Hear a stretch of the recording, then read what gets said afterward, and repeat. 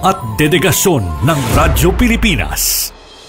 Patunay ito ng tapat na paghatid ng serbisyo sa mga Pilipino, maparadyo, TV at maging sa makabagong paraan ng paghahatid ng balita sa mundo ng social media. Sa pangunguna ni Presidential Broadcast Service Director Dindo Amparo, kasama ang lahat ng kawani ng Radyo Pilipinas. Inaalay namin ang pagkilalang ito sa bawat Pilipinong aming pinaglilingkuran. Radyo Pilipinas, Radyo Publiko. Sa ASEAN, iisa ang laban pagdating sa kalusugan. Kaya't ang banta sa isa ay banta sa buong riyon. Ito ang diwa ng One Region, One Health. Alam niyo ba, noong kasagsagan ng pandemya, nagpadala ng tulong ang mga kapitbansa ng mga PPE, test kits at kaalaman. Dahil sa koordinadong aksyon ng riyon, mabilis at maayos itong naiparating sa mga nangangailangan. Nagkaroon ng online training, palitan ng datos at sabayang aksyon. Bawat bansa alam ang susunod na hakbang kahit magkakaiba ng hamon. Nagkaisa rin ang mga scientists at health workers mula sa iba't ibang bansa. Nagtulungan sila sa pagbabahagi ng research, pagbuo ng solusyon at pagtuturo para mas mapabilis ang tugon. At hindi lang kalusugan ng tao ang mahalaga. Minsan, ang sakit ay nagmumula sa hayop o kapaligiran. Lahat naramdaman natin yung impact ng COVID sa ating day-to-day living. And sabi nga nila is yung COVID may have come from bats na tumalon sa ibang species and then eventually sa humans. So nagkaroon tayo ng ganung klaseng awareness na ang biodiversity loss, pag nangalaga tayo ng kalikasan natin, it can actually support our efforts to prevent in the long term yung mga zoonotic diseases or mga pandemic. Kaya mahalaga ang kabuuang pagtingin sa kalusugan ng tao, hayop at kalikasan o ang tinatawag na One Health. Isa itong pagtutulungang paraan para sabay-sabay mapangalagaan ang lahat ng ito, lalo na laban sa mga bagong sakit, resistensya sa gamot at epekto ng climate change. Dahil sa ASEAN, mas mabilis ang tulong, mas handa tayo at mas ligtas ang bawat isa sa riyon. One Region, One Health. Paano nga ba mag-register para magkaroon ng schedule sa Bagong Pilipinas Presidential Action Center? Narito ang mga dapat gawin. Gamit ang iyong mobile device, pumunta sa eGovPH app. Pwede itong i-download mula sa Apple App Store o sa Google Play Store. Gumawa ng account. Ilagay ang email address, valid mobile number, pagkatapos ay makakatanggap ka ng one-time code sa iyong email. Gamitin ang code sa eGov app para sa verification ng iyong account at ng mga impormasyong ibinigay. Congratulations! Meron ka ng eGovPH app account. Pwede mo na ma-access ang iba't ibang serbisyo ng gobyerno kabilang ang mga serbisyo sa Bagong Pilipinas Presidential Action Center.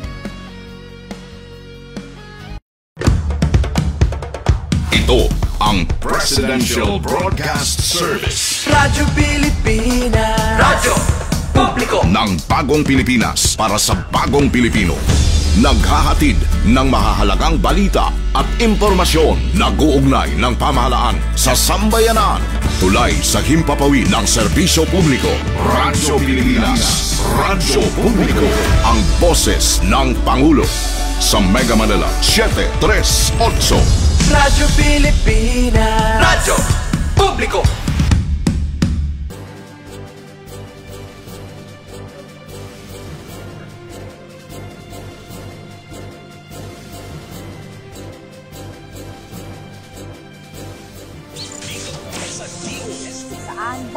Ng Instagrams. Ang DOSTV sa radyo. Ilang paaralan.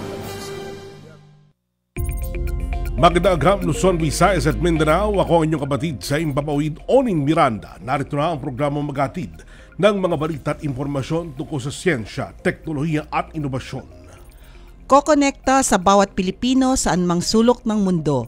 Dala ang mga programa at proyekto ng Department of Science and Technology. Sa ngalan po ng ating kalihim, ako ang inyong lingkod, Yusek Donet Sahagun. Ito ang Radyo Siyensya Sa DOST, konektado ka. Yusek Donat, magandang agham po sa inyo. Magandang agham din sa iyo, Onin, at sa ating lahat ng mga kakonect. At tama-tama po at makakasama po namin puli kayo sa linggo ito.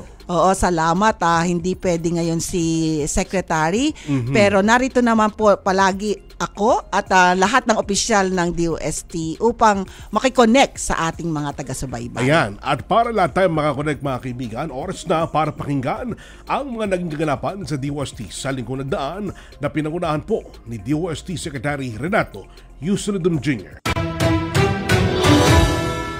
Noong Lunes po ay ginanap ang ating S&T Fellows Convention sa Pasay City at ang ating pong kalihim na si Secretary Rene Solidum Jr. ang pangunahing tagapagsalita. Nang Martes naman ay pinarangalan ng DOST ang mga inventor na nanalo sa Silicon Valley Invention Festival sa Estados Unidos at China ASEAN Innovation and Entrepreneurship Competition. Samantala, nung Miyerkules hanggang Biyernes ay umiikot po sa Romblon ng ating kalihim kasama ang iba pang opisyal ng DOST upang pangunahan ang mga paglulunsad ng mga proyekto kabilang na ang Innovative Solutions, Leverage and Advancement for National Development or Island Project at Marble Industry Roadmap para sa Mimaropa. Ayan, maraming salamat po, Yusek. But in the meantime, ano po ba yung S&T Fellows po? S&T Fellows Convention na kung saan ay nanguna po si Secretary Solidum. Oo, Nin. Itong S&T Fellows, meron tayong kasing mga tinatawag na S&T Fellows. Ito yung may mga researchers natin na may MS and PhD graduates na at tumutulong upang isulong ang ibang major R&D programs natin. At mamaya, meron tayong isang S&T Fellow na makakapanayam para pabalita kung ano yung mga programa na kung saan siya kabilang bilang S&T Fellow. Alright. At congratulations po pala sa lahat ng mga Pilipino mong pinangalaan dyan po ng DOST na nanalo po sa Silicon Valley Invention Festival sa Estados Unidos. At yan pong Silicon Valley, yan ang pinaka-global hub po, di po ba, ng siyensya at inobasyon dyan po sa California, USA. Tama po ba yun? Oo.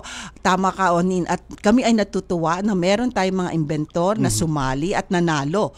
At yun nga, magiging report din natin mamaya kung ano itong mga teknolohiya na dinala nila at nanalo sa kompetisyon na ito. Alright. And our congratulations po sa lalawigan ng Romblon, mga lahat po ng mga residente po dyan. Dahil alam po namin, naging abala po ang kalihim na si Secretary Renato Solidum Jr.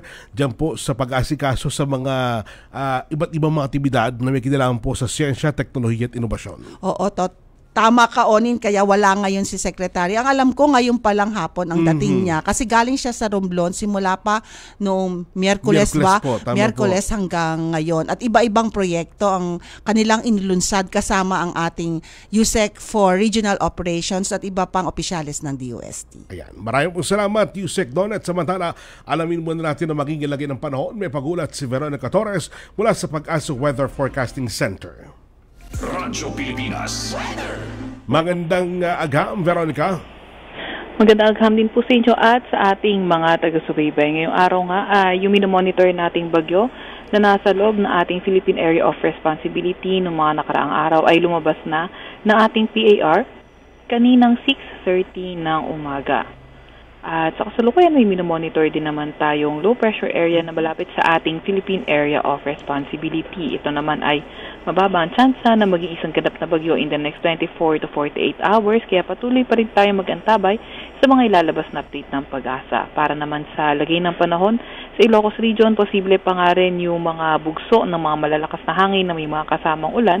Sa Occidental Mindoro naman ay occasional rains, yung ating inaasahang panahon sa Metro Manila, Central Luzon, Calabarzon, Western Visayas, nalalabing bahagi ng Mimaropa, Cordillera Administrative Region, Eastern Samar, Dinagat Island, Surigao del Norte, Surigao del Sur, at Davao Oriental. Asahan nga natin yung maulap na papawirin at mga kalat-kalat na pag-ulan, pagkidlat at pagkulog. Sa nalalabing bahagi ng ating bansa, bagyang maulap hanggang sa maulap na papawirin at may mga tsansa ng mga localized thunderstorms.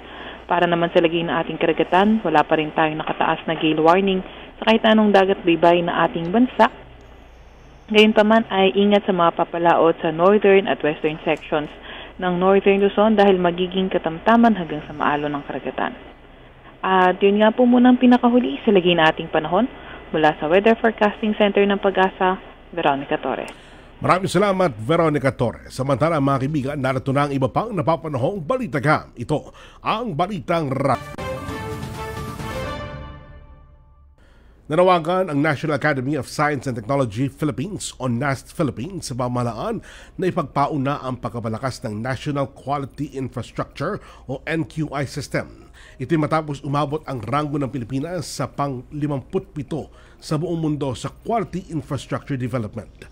Nauhuli kung pag-uusapan ng Vietnam 52nd, Malaysia 33rd, Singapore 29th, Thailand 28th at Indonesia 27th batay sa 2023 Global Quality Infrastructure Index. Ang National Quality Infrastructure o NQI system ay binubuo ng public and private organizations, policies, legal frameworks at practices para matiyak ang quality, safety at environmental soundness ng mga produkto, serbisyo at proseso. Nagagawa ito mahusay ang domestic market habang nagkakaloob ng international recognition na kailangan para magka-access sa foreign markets. Sa pamamagitan ng 5 komponent na mahalaga para sa economic development at social well-being, umaasa ang NQI sa 5 komponent at kasama rito ang metrology o measurement standards, standardization, accreditation, conformity assessment at market surveillance. Ayon sa NAST, makatutulong ito na tulungan ang mga negosyo sa Pilipinas upang patunayan na ang kanilang produkto ay pasado sa local at international requirements. Samantala, plano ng DOST na magkaroon ng karagdagang 10 campus na idaragdag sa kasalukuyang 16 na Philippine Science High School System. Ayon kay DOST Secretary Renato U. Solidum Jr., batay sa ulat ng 2nd Congressional Commission on Education or EDCOM-2, mahigit 5,800 na karapat-dapat na mag-aaral ang hindi nakakapasok sa Philippine Science High School System dahil sa limitadong bilang ng mga slots. Ayon sa PSHS system, sa 31,636 na mag-aaral na kwalipikado upang kumuha ng National Competitive Examination ng DOST Philippine Science High School System noong Nobyembre, subalit 1,860 slots lamang ang available. Ang mga campus ng PSHS system ay tumatanggap lamang ng 90 hanggang 120 na mag-aaral bawat taon, maliban sa pangunahing campus sa Metro Manila na nandito sa Quezon City na tumatanggap ng hanggang 240. Dagdag pa ni Secretary Solidum ang Expanded PSHS System Act na ratipikado na ng parehong kapulungan noong Hunyo ay kasalukuyang naghihintay ng pirma ng Pangulo. Ito ay magpapahintulot sa pagpapalawak ng mga campus ng PSHS system. Sa iba pang mga balita, Department of Science and Technology at Arise Philippines magsasama para sa paglulunsad ng kauna-unahang Sustainability Expo o SUSTEX sa SMX Convention Center Aura, Taguig City, na gaganapin sa August 29 hanggang 30, 2025. At para malaman natin ang detalye niyan, makakapanayam natin via Zoom si Dr. Francis Baleta, isang S&T Fellow and Program Lead ng DOST Circular Economy Program. Magandang araw sa iyo, Dr. Francis. Hi, magandang araw, Yusek Donet and Nino. Yes, sir. Magandang araw, Dr. Francis. So ano ang pangunahing layunin ng Sustainability Expo o SUSTEX 2025? Pakikwento nga. Okay, so unang-una, mayroon tayong tinatawag na SUSTEX or Sustainability Expo 2025 para may promote natin yung tinatawag natin ng mga sustainable business practices sa pamamagitan ng ating innovation and technology. And itong SUSTEX na to ngayon ay nakafocus sa tinatawag natin na waste management, water conservation, energy efficiency, air quality, and disaster resilience. So mag-invite tayo ng iba-ibang mga business partners, lalo na yung kasamahan natin sa Arise and SM Supermalls for this matter. Ayun. Sir, pero ano po ang papel ng DOST sa Sustainable Expo 2025? Okay, so yung pinaka-role po ng Department of Science and Technology dito sa SUSTEX ay i-promote natin yung tinatawag na mga sustainable innovation sa pamamagitan ng pag-showcase ng ating mga R&D output, so yung mga projects na sinuportahan ng department. And yung tinatawag natin na mga homegrown technologies. Particularly dun sa mga binanggit ko kanina, no? Mga solutions natin for waste management, for water conservation, energy efficiency, pati sa air quality, and lalong-lalo na yung ating mga napapanahon sa disaster resilience. Ayan. Paano naman, Dr. Baleta, sinusuportahan ng event na ito ang DOST's Memorandum of Understanding tungkol sa mga plastic alternatives? Okay. So, Yusek Donet, last year kasi ang Department of Science and Technology and SM ay nagkaroon ng tinatawag natin na Memorandum of Understanding, nagpirmahan ng MOU nung last year nung ginanap natin yung tinatawag na Tactics for Better Plastic, or the Technology, Innovation and Knowledge Exposition and Forum. So itong event na to ay dahil sa event na to nagkaroon tayo ng matinding collaboration para matugunan natin yung mga pangangailangan ng ating industry, yung challenges, lalong-lalo na din sa waste management and recycling, sa sustainability, and para matugunan natin, makapag-comply yung ating businesses sa EPR law, sa implementation. Also, itong SUSTEX na to ay isa ding avenue para masuportahan yung Waste-Free Future campaign ng SM, para magkaroon ng net zero na goal nila ng 2040, So it is an avenue to exhibit technologies and product that offer other alternatives to single-use plastics. Ayun. Pagpalagi ko, ma'am, pagka plastic ang pag-uusapan, talagang napakarami po yan dito sa Pilipinas. Hindi yung plastic na tao, ma'am, plastic na iba't ibang mga produkto. Totoo. Marami rin tayong problemang kailangang solusyonan. Tama po. But sir, ano pong programa ng DOST yung maaaring mapakinabangan ng mga SME na ipapakita po sa SUSTEX 2025? Okay. So, ang isa sa attraction sa SUSTEX 2025 yung tinatawag natin na marketplace. Itong marketplace na to, magkakaroon yan ng mag-display tayo ng iba-ibang mga technologies. It will feature various beneficiaries of our Small Enterprise Technology Upgrading Program, or yung tinatawag natin na setup na program ng DOST. And then sa pamamagitan nitong setup na to, yung mga businesses na to, they can receive crucial assistance, including funding for technology acquisition. May mga nagbibigay din tayo ng technical training and consultancy services. So, i-feature yan doon sa ating marketplace, doon sa ating event sa SUSTEX. Ayan. And Dr. Baleta, paano naman pinapalakas ang ating pagiging kasali dito sa SUSTEX 2025 ang ating mga partnerships with the public and private sector? Kasi alam ko na maraming gustong makipag-partner sa DOST tungkol sa ganitong circular economy. Yes, so napakaganda po ng katanungan. Paano natin mapapalakas? Una, ma-involve natin at mapapalakas natin yung tinatawag na public-private partnership sa pamamagitan ng pagkakaroon ng collaborative, dynamic, and more proactive environment, na sa pamamagitan nito, makikita natin yung industry, yung pangangailangan ng industry ay na-match natin. Nakakapag-provide tayo ng solutions. Kaya di ba nga sa ating tagline sa DOST, solutions, opportunities for all. And sa pamamagitan nito, na-enable natin yung government, yung private sector, yung academe, pati yung ating mga civil society organizations na magsama-samang mag-work para ma-address yung mga complex challenges, lalong-lalo na itong plastics, problem natin sa plastics. Ayan. Alright. So marami palagi ko mag-aabang po ng ating pong activity na yan. Pero maliban po sa Expo, ano pong future plans ng DOST para sa circular economy sa Pilipinas? Okay po. Yan, magandang katanungan yan. Siguro pagkakataon ko na rin to, Sir Nino and Yusek Donet, na i-plug yung ating STI4CE. So the Department of Science and Technology, as the S&T arm of the government, ang pinaka long-term vision natin ay makapag-establish ng tinatawag na robust, circular, green, and sustainable economy in the Philippines. Ito, makikita natin ito sa pamamagitan ng ating Science, Technology, and Innovation for Circular Economy, or STI4CE. So nakapag-issue na yung ating department nito nung last year, and ito ay binabahagi na natin sa ating mga stakeholders. And sa pamamagitan nitong framework na to, ini-integrate natin yung science and technology sa lahat ng aspect habang tayo ay nagka-transition from a linear to a more circular economy, no?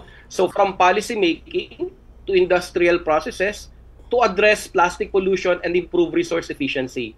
On the part of the department, yung ating research and development component ng STI4CE, yung tinatawag natin na Circulates program, sa pagpapasimula nitong Circulates program, mayroon tayong 5 proyekto na na-aproban for funding and magsisimula na siya ngayong 2025. Nagsimula na siya ngayong 2025. Ayan, maimportante talaga itong programa na lead si Dr. Baleta. Isa pa, meron tayong sustainability pillar under sa strategic plan ng DOST at malaking component dito, yung circular economy program. So, tanong namin, Dr. Baleta, bakit waste management ang napiling focus ng event ng SUSTEC 2025? Okay. So, bakit waste management yung pinaka-focus natin? Apo. Una, naka-anchor yan doon sa MOU natin nung last year, yung binanggit ko sa plastic, no? Sa pamamagitan kasi ng MOU na yun, na-strengthen natin yung collaboration para makapag-advance tayo at matugunan natin yung lumalaking problema sa plastics, no? And we are finding solutions, no, to sustainable plastic materials and improve plastic waste management strategies. So, ito din, tulad ng binanggit ko kanina, nakakatulong ito, nakakapag-contribute din ito dun sa Waste Free Future campaign ng SM. So, the event also seeks to showcase innovative solutions, no, and a circular economy model to address escalating waste-related environmental challenges. So, dito, makakakita tayo, no, sa pamamagitan nitong mga technologies on waste management na mayroon pa palang pwedeng gawin sa basura. Tama Hindi po. lang basta pwedeng itapon, marami pa tayong pwedeng mapakinabangan. Eka nga, diba, may pera sa basura. So literal, pwede natin yung makita dito sa event na ito. Ayun, tama-tama po sir. But at this point in time, pero paano nyo po hinikayat yung mga nasa business sector na makisa po sa SUSTEC 2025? Okay. So, we do encourage, no, the different businesses, no, the businesses to participate in this SUSTEC 25 kasi napakarami ng pwedeng may offer ng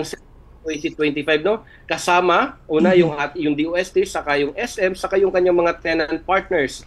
Yung may mga representatives din tayo ng ating galing sa ating mga national government agencies or institution, may mga international development partners tayo na attend dito. Apo. No?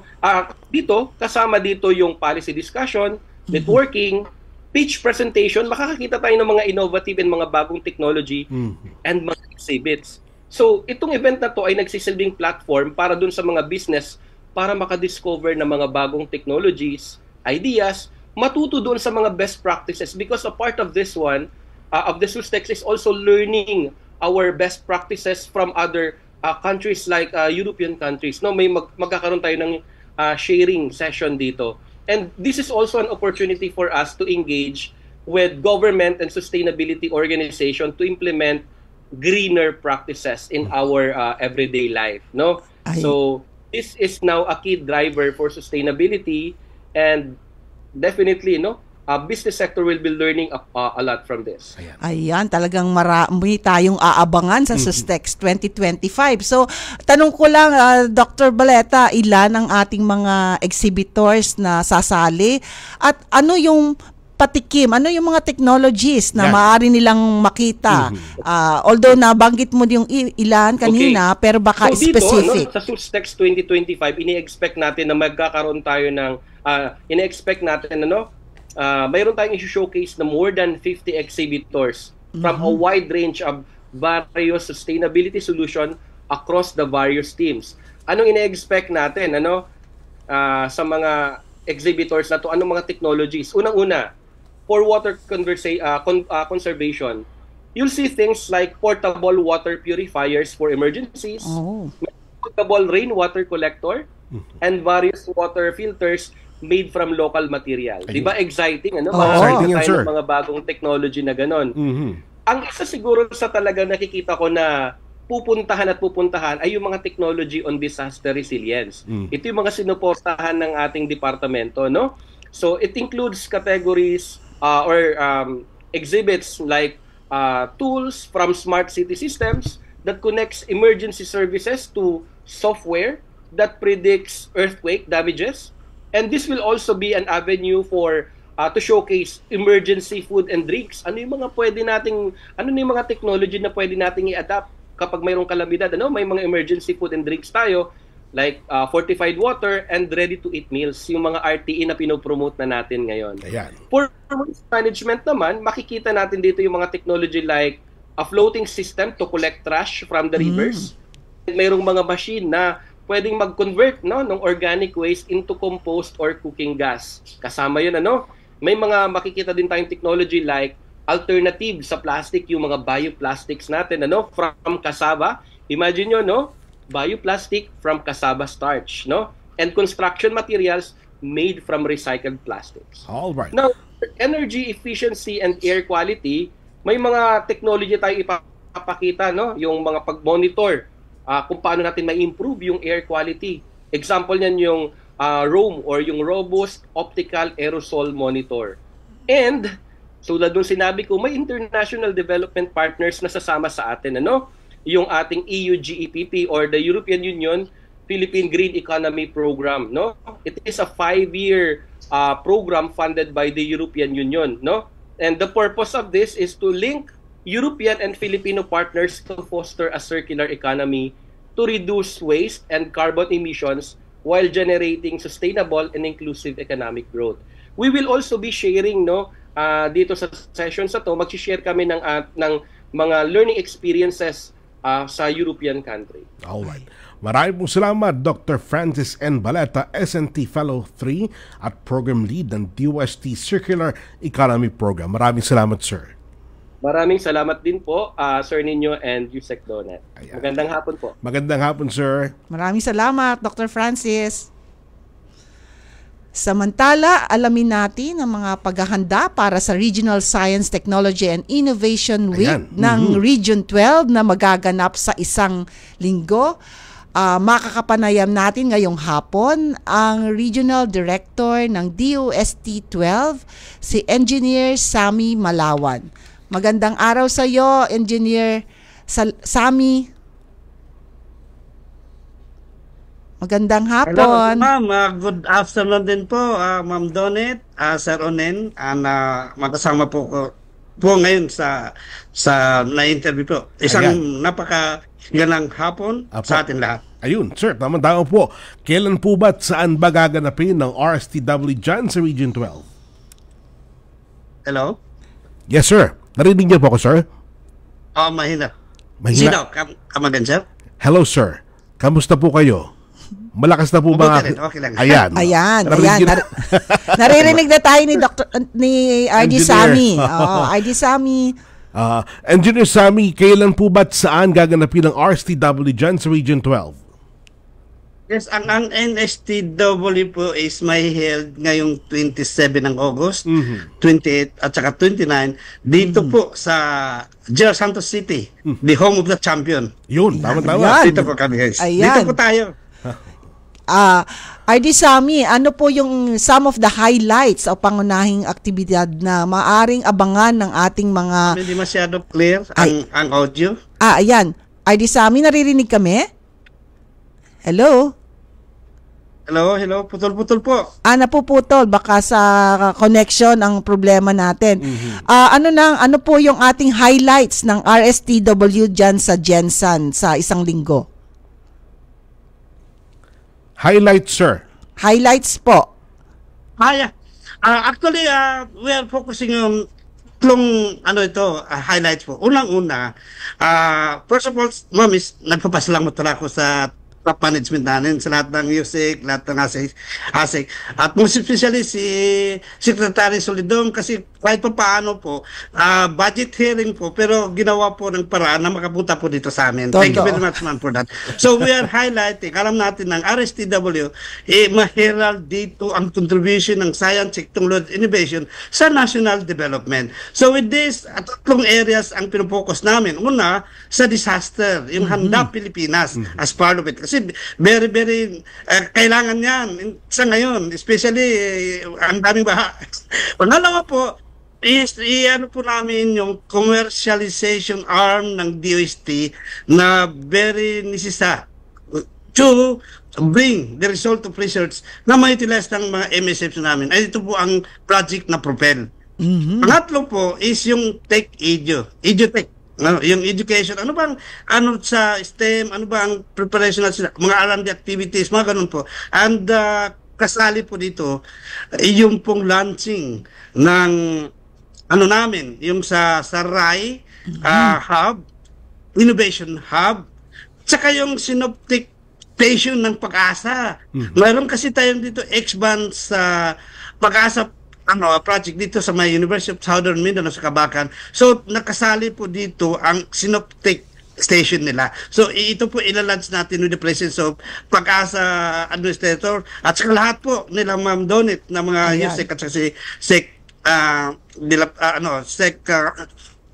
Renato Solidum po.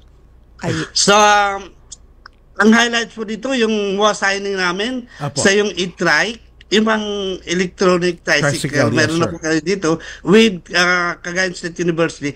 Tsaka yung kung i-deploy natin yung sa jeepney, yung 10+1 seater na electrical din dito sa isang LGU natin sa may Tupi, South Cotabato. So ito po is parang part ng smarter communities. So ito po is application ng electrical natin dito sa tricycle at saka sa jeepney, because ito rin is in line doon sa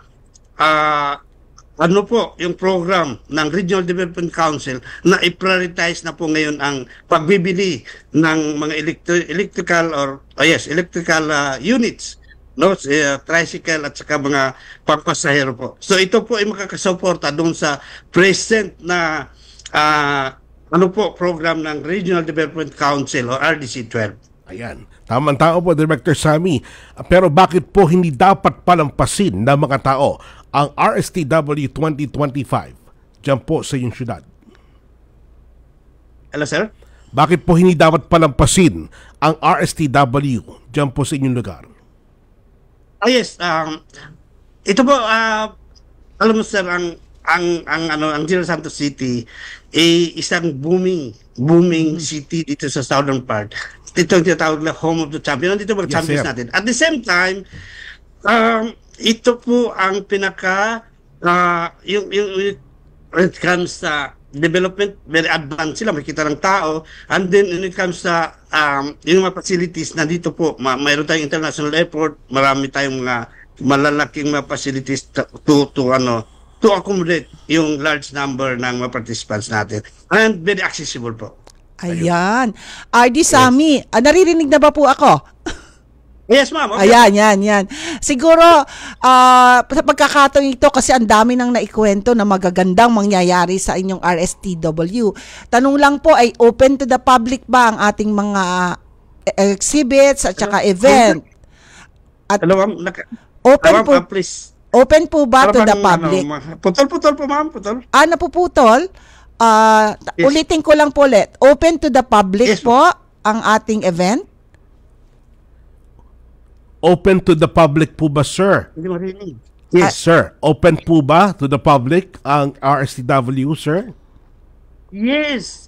In fact, this date, mayroon na tayong, ang target lang kasi namin is at least mga 450. So, hindi mapigilan yung tao, yung mga LGUs, yung mga NGS, at saka especially mga estudyante rin.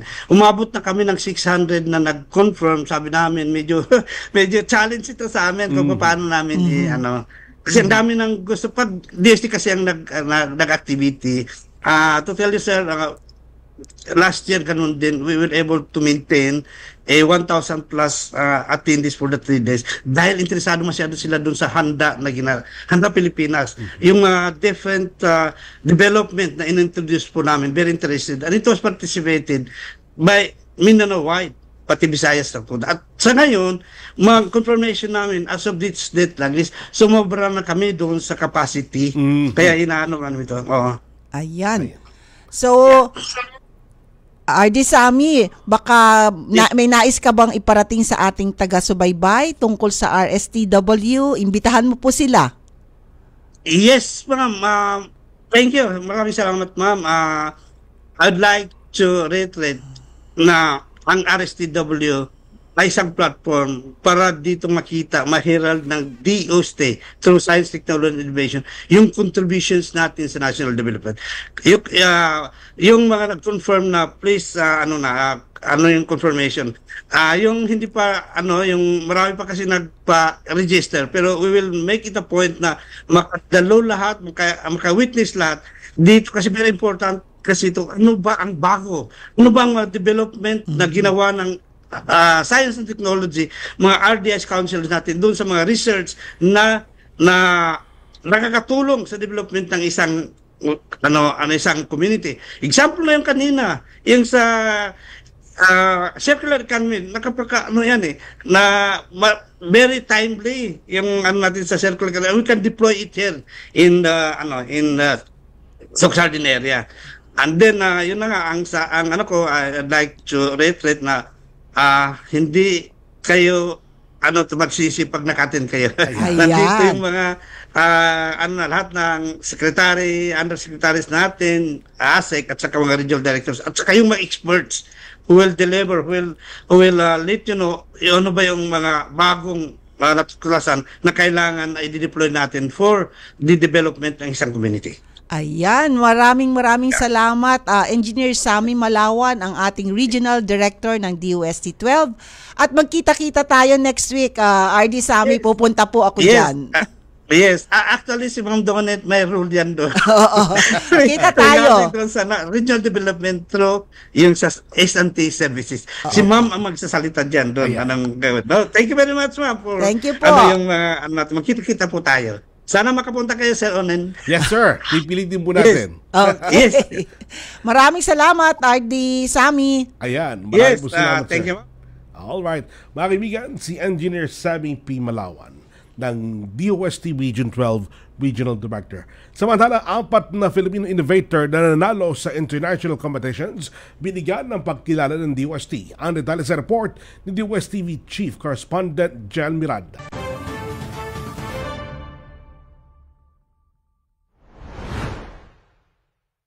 Binigyan ng pagkilala ng Department of Science and Technology o DOST ang mga Filipino innovators na nag-uwi ng karangalan sa bansa mula sa mga international competitions. Dala ang kanilang world-class innovations.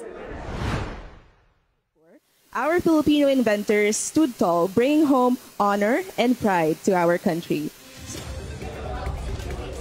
Nagwagi ng 3 gintong medalya sa 4th Silicon Valley International Invention Festival sa Santa Clara, California ang mga Filipino inventor ng Samba Cure Plus, Unsinkable Portaboat at Sultana Digital Rice Vendo Machine. Ang Unsinkable Portaboat ng Filipino inventor na si Ronald Pagsanghan ay isang rescue boat na maaaring magamit sa mga urban operation. Sa urban rescue po, pagdating po sa pagliligtas, yung mga rubber boat talagang hindi po siya reliable sapagkat madali siyang mabutas, at yung mga bangka boat naman kailangan mo ng katig para maging stable. So hindi sila makakapasok doon sa mga narrow places. Makikita mo yung ating boat, makikita mo para siyang pinagdikit na 2 bangka na watertight or airtight siya. So kaya meron siyang hangin or kaya mataas yung buoyancy niya. So at the same time po, kahit tumaob yan, hindi yan lulubog. Recover mo lang siya, and then may automatic drain by gravity, madidrain yung tubig, and then pwede na uling sumakay. Ang Samba Cure Plus ay gawa ng mag-ama na sina Dr. Richard Nixon Gomez at Rigel Gomez. Isang food supplement na gawa mula sa 4 na Philippine-grown herbs para makatulong na labanan ang chronic kidney disease. Ayon kay Dr. Richard Nixon Gomez, ilang pasyente na may problema sa kidney ang gumamit ng kanilang produkto na nakitaan ng magandang resulta at naagapan ang pagdadialysis. Samba Cure Plus is made of 4 Philippine-grown herbs, sambong, banaba, and from turmeric we extracted itong curcumin, and from piper longum or long pepper, nag-extract tayo ng piperine. Combined When all of these active ingredients are combined, it can help strengthen the kidneys and the liver. Kapag na-strengthen ang kidneys, what does it do? It can overcome problems like chronic kidney diseases, even cirrhosis or elevated SGOT and SGPT can be resolved using Sambacure Plus. More than 15 years ago, what we did was we found modern scientific evidence to back that these have health benefits for the kidney, liver, as well as all the other health benefits we have. And what we did was we combined the benefits of these natural herbs, we took their extracts, and then while we're doing that, we also made sure that there's thousands of clinical research and lab test results, all from third party, to ensure that these are done in a clear, unbiased manner to prove that these are actually effective. Ginawa naman ni Jefferson Chong ang Sultana Digital Rice Vending Machine para mas maging economical at accessible ang pagbili at pagbenta ng bigas. Makatutulong din ang inobasyong ito na mabawasan ang gastos ng mga magsasaka na magre-resulta sa mababang presyo ng bigas.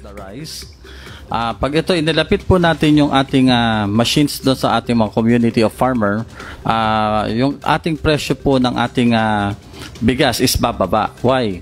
Because ang mga farmer natin, binibenta yung kanilang mga palay is costly is 15 peso o 16 peso per kilo.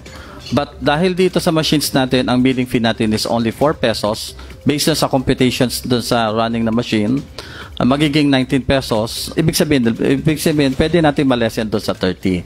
Ang automation naman, ang kagandahan, kahit walang operator, mismo yung farmer mismo, sariling operation na po sila, maglalaglag lang po ng coins or paper bill at magagamit na po nila yung rice mill itself. Marunong naman po sila magiling. Paglabas, bigas na po siya.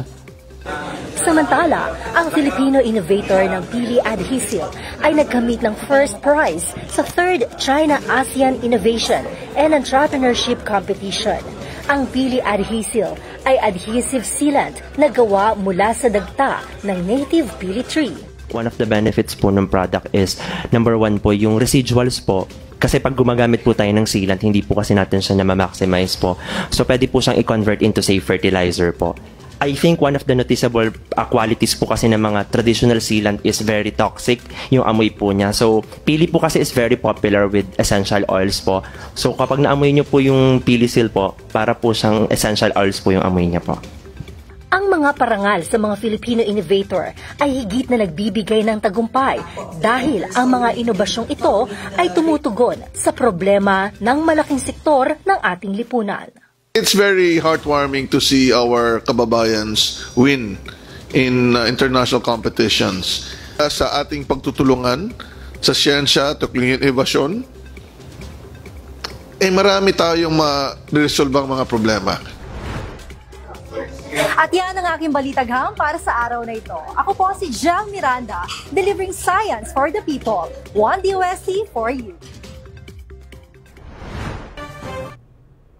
Maraming salamat, Jel Miranda. Narito na ang ating kwentong SNT.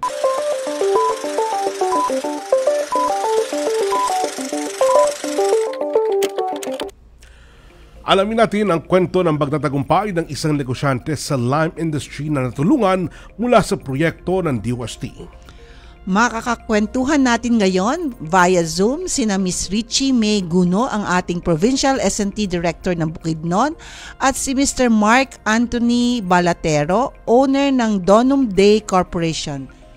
Magandang araw sa inyo, PD Richie at Mr. Mark. Yes po, Yusek, Dodet, at saka Sir Onin. Good afternoon po. Maayong hapon. Maayong hapon, PD Richie. Pag-usapan natin ang setup dyan sa Bukidnon. So, ilang mga setup program adapters na ba meron ang inyong probinsya, PD Richie? Okay, dito sa Bukidnon may 4 kaming districts. So, ngayon mga 154 na po tayo na mga setup cooperators dito. So, amounting to, I think, 191.6 million na po ang ating na-assist dito. Wow, ang dami, ma'am. Paano po nakakatulong ang DOST setup program sa pagpapalago ng micro, small, and medium enterprises? Opo, yung ating Small Enterprise Technology Upgrading Program ay ito yung pangunahing programa ng DOST. Opo. So tumutulong po ito sa ating mga MSMEs upang mapabuti ang kanilang produksyon at pagiging competitive po sa pamamagitan po ng technology, makabagong kagamitan at technical na support coming from us po sa DOST. Ayan. So, PD Richie, ano naman ang mga uri ng negosyo ang karamihang natutulungan ng ating setup program dyan sa Bukidnon? Opo, yung ating mga priority sectors po dito sa Bukidnon, of course under agriculture kasi yung ating province it's an agricultural province po at saka another po is yung sa greenhouse. So marami din po yung sa metals and engineering at kasi in support po yun sa ating agriculture sector. Tsaka dun sa value adding naman po sa food processing. Yun po. Tapos meron po kami sa yung mga handicraft, meron din po. And aside from doon, we're not limiting to these priority sectors but also yung priority sector ng ating probinsya at nating region po. Alright, ako. Marami excited po sa lalawigan ng Bukidnon dahil kung pag-uusapan, ma'am, ang pagdinegosyo na natutulungan po ng DOST setup program. Totoo ka dyan, Onin. Kasi isa sa malaking programa talaga ang setup at malaking impact na sa ating mga negosyo, MSMEs. Tama-tama po, ma'am. Pag-usapan natin itong setup adapter na Donum Day Corporation. Paano nagsimula yung assistance ng DOST sa kanila? Ayan, kumustahin naman natin si Mr. Mark. Mr. Mark, magandang hapon. Magandang hapon, Radyo Siyensya. Magandang hapon, Sec Donet and Sir Onin. At sa lahat ng inyong tagapakinig. Magandang hapon. Magandang hapon. So, maari po ba ninyong ipakilala sa atin ang Donum Day Corporation at ano ang mga pangunahing produkto ng inyong kumpanya?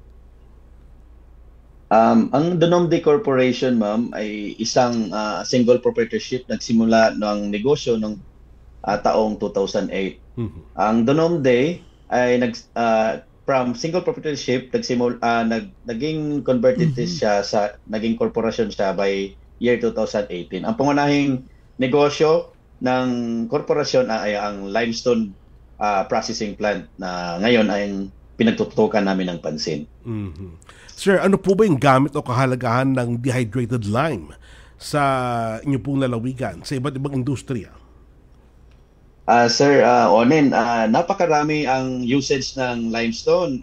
Sa tanong mo na dehydrated lime, ito ay ginagamit na pangbalanse ng acidity ng tubig. Ginagamit din ito ng pantanggal ng mga impurities ng tubig. At mayroon din kaming produkto na tinatawag natin na calcic limestone. Calcic limestone naman ay ginagamit ito sa mga feed mill plant.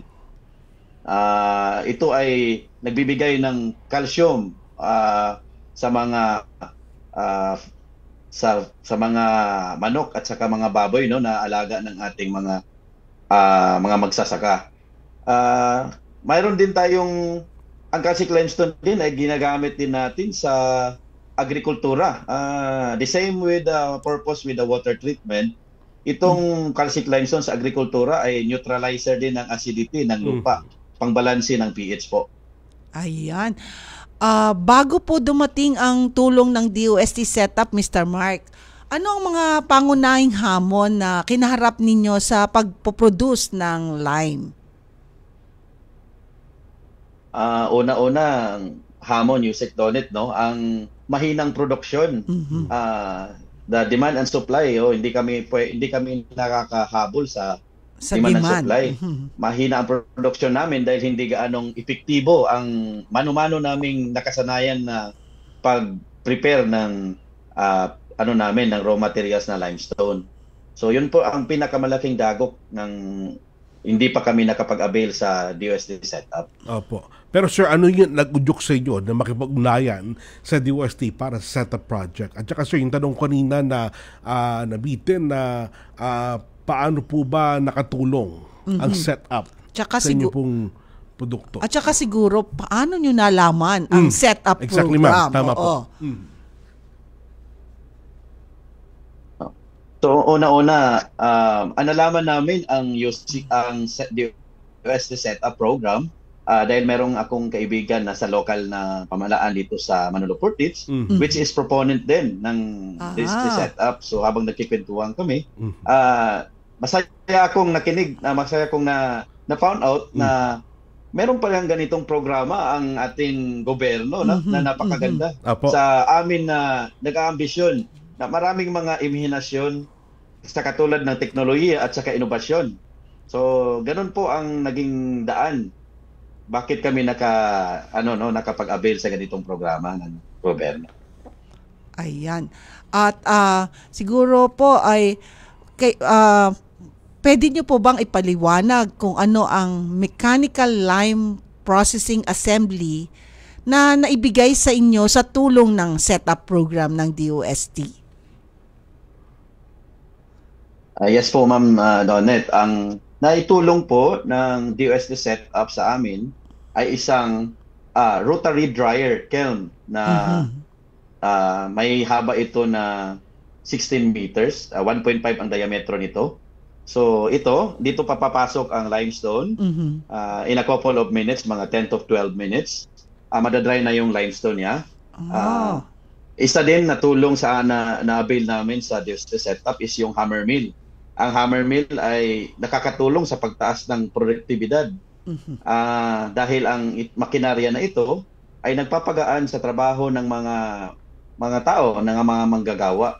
So ito ay hindi lamang sa nagbibigay ito ng nagpapagaan ng trabaho, ito rin ay nagbibigay ng dekalidad na produksyon. Ito po ang ng DOST setup. Pangatlo ay ang bagging machine. Bagging machine dito naging mapabilis din ang packaging namin sa sako-sakong produkto na pinaghahandaan namin, no. May insakto itong timbang which is 50 kilos na hindi na namin kailangan dahil itong bagging machine na to mayroon siyang component na automatic timbang from the selo, kaya napapabilis at saka efficient ang productivity namin dahil sa DOST setup. Ayun. So maaari nyo maibigay sa amin gaano karami talaga yung naitulong po ng DOST setup, gaano binabanggit po ninyo sa kumbaga ay yung output ng inyong pong inyong product no karang mga panahon. Gaano nakalaki ang capacity at quality ng inyong production ngayon, Mr. Mark, dahil sa setup program na assistance? Yes po, ma'am. Lumaki po ng 5 beses siguro. 4 to 5 times ang productivity namin from mano-mano, no? Napakalaki talaga, ma'am. I cannot imagine nang dahil sa programa ng DOST setup, naging into 5 ang production namin. Dati, kumpara ko, from 20 tons, ngayon kaya na namin mag-produce ng at least 100 tons basta hindi lang po tag-ulan. Magdi-decline po ang production niya kapag maulan po, Sir Onen. Dahil po ang limestone ay hygroscopic po by nature. Kaya pag maulan, bumababa ang production. Ng at least siguro mga 30%. Ayun. Ang bababa ng production. Pero kahit papaano, kung ikukumpara natin sa dati naming production, ay napakalaki pa rin ng angat nito nang dahil sa tulong ng setup program. So, maraming salamat po. At sa mga impormasyon na ito, ano naman po naging epekto ng proyekto sa inyong mga empleyado at komunidad dyan sa Manolo Portage?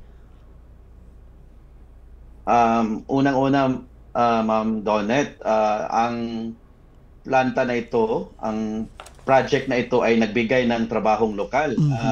Meron kaming mga 18 mga trabahante ngayon na nagbibenepisyo sa plantang ito.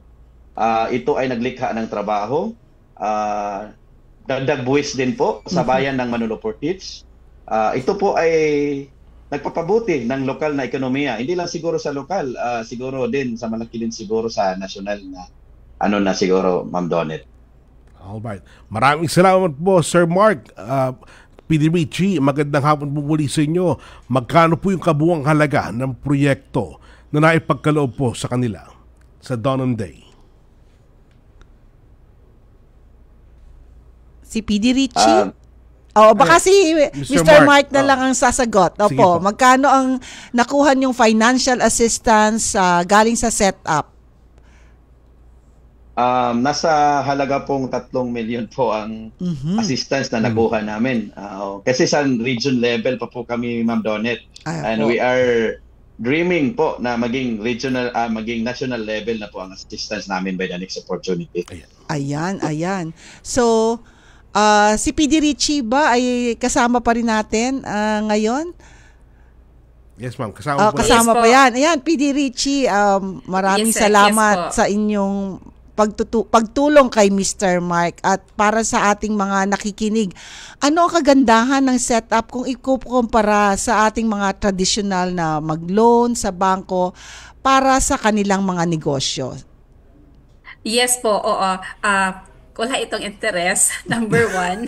Malaking bagay yun. Tama po, ma'am. Malaking bagay yun. Yung very important.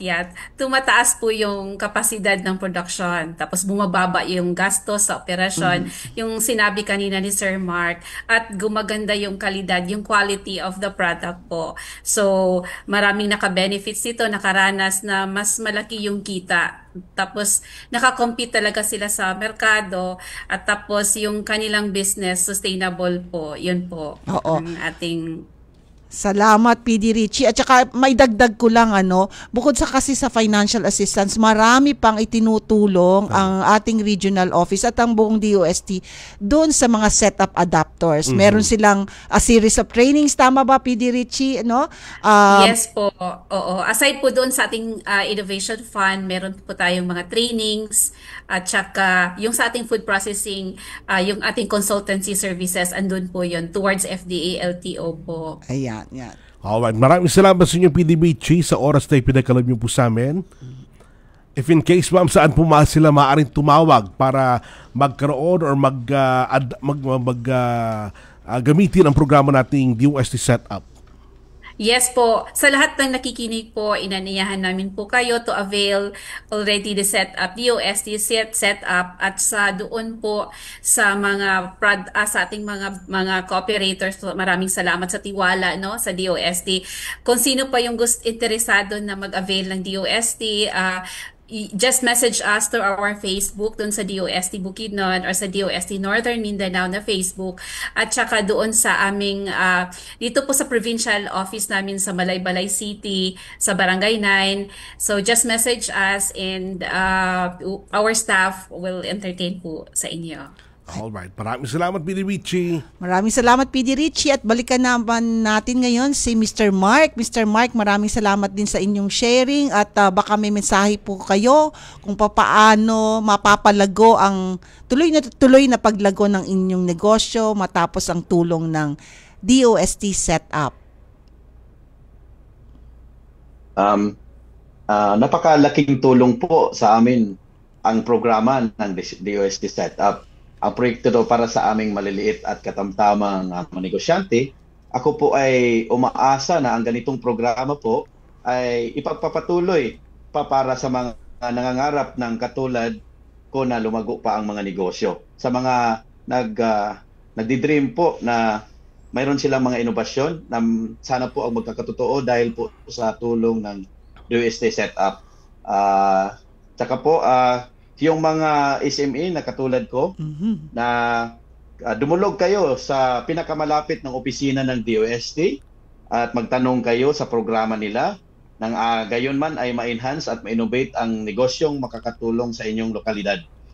Ako po ay nagpapasalamat sa liderato ni Ma'am Richie sa DOST 10 at sa DOST Bukidnon, lalong-lalo na sa nasyonal na mga sa kay Secretary Renato po, na nakabisita po siya sa aming planta, Yusik Donet po. Maraming salamat sa programa. Sana po marami pa po kayong matulungan na katulad ko na nangangarap na isang maliit na negosyante na lumago pa sa gayon ay makakatulong na makapag-generate ng trabaho sa ibang tao at sa lokal na ekonomiya. Maraming salamat po. Ayan, maraming salamat din sa tiwala, Mr. Mark.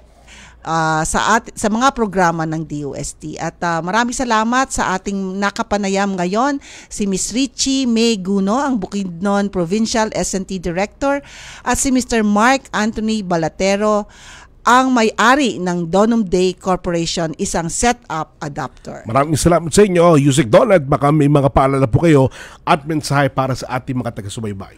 Ayan, sa susunod po na linggo, tulad ng sabi kanina ni RD Sami, ay selebrasyon ng Regional Science, Technology and Innovation Week ng Region 12.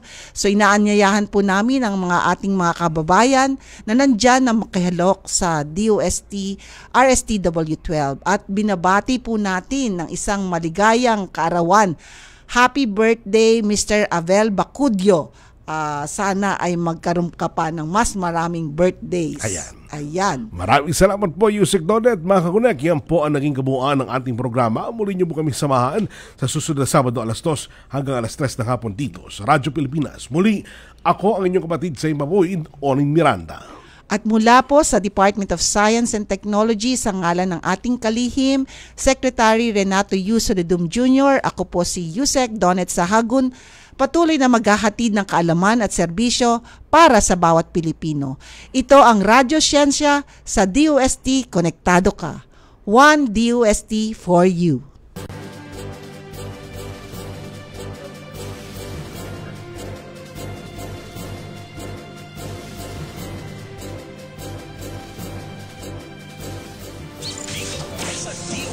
Saan bahagi ng ang DOST sa radyo. Ilang ba